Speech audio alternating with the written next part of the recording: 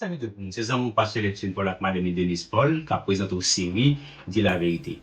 Sur Chanel, ça nous l'ouvre les yeux, nous dit la vérité, l'autre monde pas dit. Si vous avez supporté le ministère, ça, abonnez, partagez vidéo ça pour plus de monde kawel.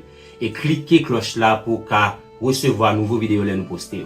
Je dis à nous regarder 7e play, grêle avec du feu, crabiné Égypte.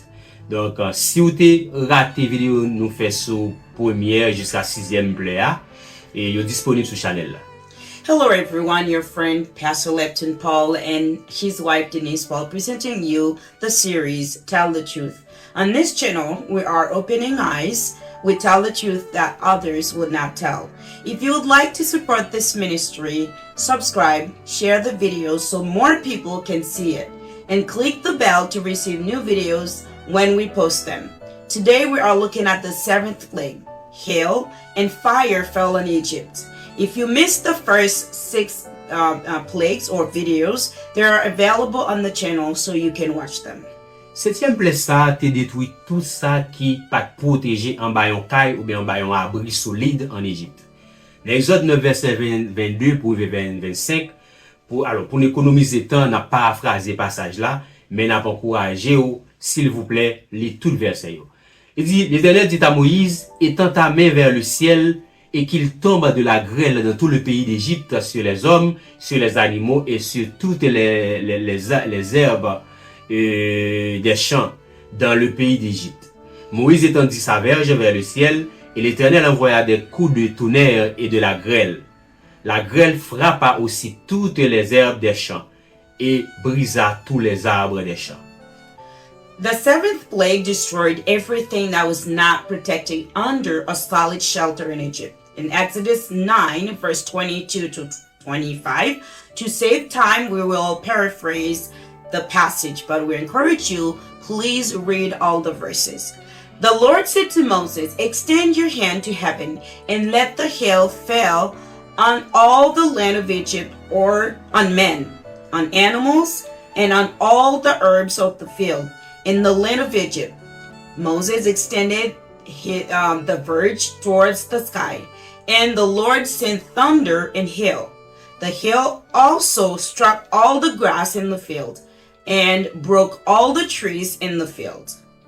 Événement ça était inhabituel et très étrange pour les Égyptiens parce que région ça pas qu'on gagne pile la pluie, c'est environ 5 cm la pluie yo te qu'on recevoir par année. Catastrophe ça, c'est comme un abcès sous clou.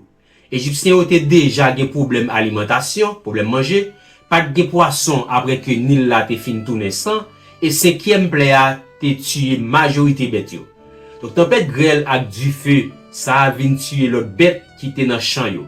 De sorte que Égyptiens ont vinn pas ka joindre viande ak lait pour yo consommer. This event was unusual and very strange for the Egyptians because this region did not have a lot of rain. They used to receive about 5 centimeters of rain per year. This catastrophe is like an abscess. The Egyptians already had problems eating. There were no fish after the Nile turned to blood, and the 5th plague killed the majority of the animals. And the storm of hail and fire killed all the animals in the field so that the Egyptians could not find meat and milk to consume. Dans 7e plaie ça, Dieu te détrôné la déesse du ciel Nout, qui représentait avec col couvri avec étoile et courbé comme un arc qui enveloppait la terre. Égyptiens ont été quoi que Nout gain job pour protéger la terre contre destruction céleste. Puisque plaie ça sorti en haut dans le ciel, Égyptiens ont espéré Nout intervenu et bloquer fléau. Malheureusement, même Jacques toute l'autre idole, Nout était impuissante et obligée faire silence devant le Dieu souverain.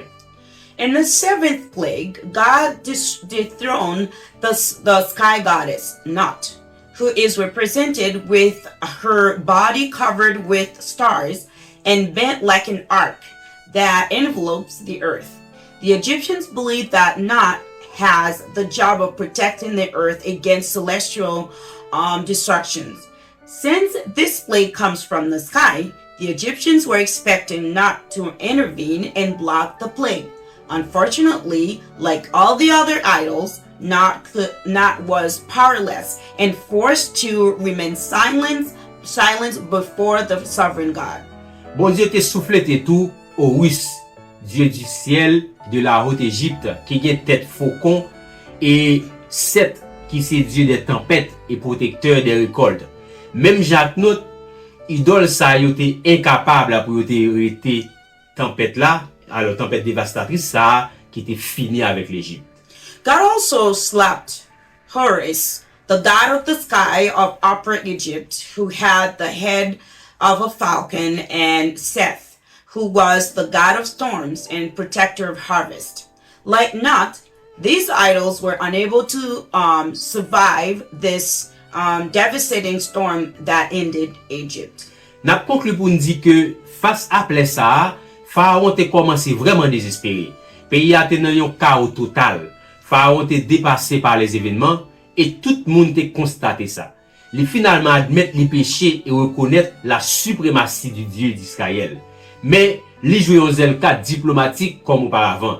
Dans verset 27 pour verset 28 que vous va lire, il dit: et Pharaon envoya appeler Moïse et Aaron et leur dit: j'ai péché cette fois. Le Seigneur est juste et moi et mon peuple sommes méchants.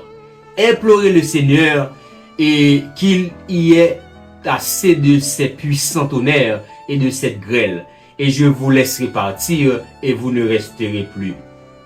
We conclude to say that in the midst of this plague, Pharaoh began to be really desperate.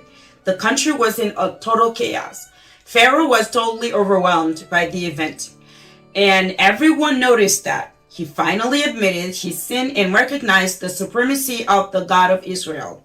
But he will play a diplomatic card like before in verses 27 and 28. And Pharaoh sent to call Moses and Aaron and said to them, I have sinned this time. The Lord is just, and I and my people are wicked. Implore the Lord and let him have enough of this powerful thunder and hail, and I will let you go. Cependant, lorsque tempête grêle là a dû faire passer, Pharaon changeait d'avis. Malgré serviteurs lui supplié pour quitter le peuple Israël là aller. Nous avons ça dans Exode 10 verset 7. However, when the storm of hail and fire passed, Pharaoh changed his mind, despite his servants begging him to let the people of Israel go. Exodus 10 verse 7. Malheureusement, l'Égypte a obligé frapper avec une 8e plaie que nous avons analysé dans l'autre vidéo. Unfortunately, Egypt will be forced to strike with an 8th plague, which we will analyze in another video. Merci beaucoup parce que vous avez regardé la vidéo. Ça, nous invite à abonner, commenter, partager, cliquer cloche là pour recevoir de nouvelles vidéos l'année postée.